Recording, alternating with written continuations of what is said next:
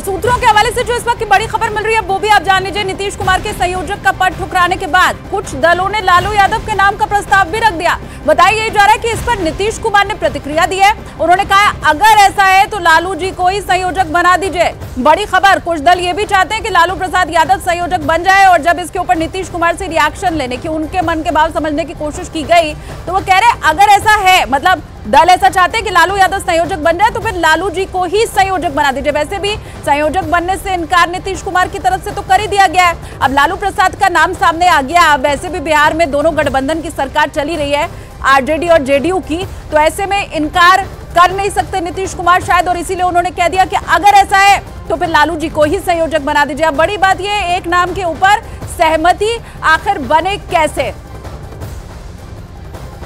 नीरज का रुख करेंगे। नीरज, सवाल वही बार बार उठ रहा है कि अगर नीतीश कुमार नहीं तो और कौन? क्या लालू रेस में है?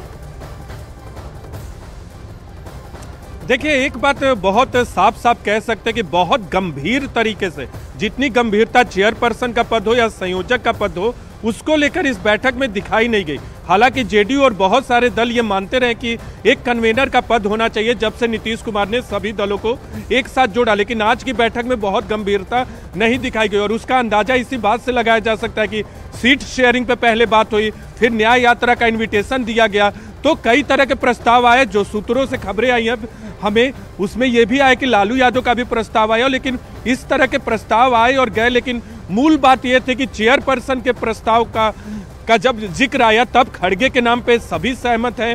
नीतीश कुमार की जहां तक बात आई तो उन्होंने ये जरूर कहा कि वो एस्पिरेंट नहीं है, यानी दिलचस्पी नहीं लेते, लेकिन इस मसले पर भी मल्लिकार्जुन खड़गे बाकी दलों से, बड़े सहयोगी दलों से बात करेंगे और तय करेंगे। दिखाई जानी चाहिए थी। बहुत बहुत शुक्रिया।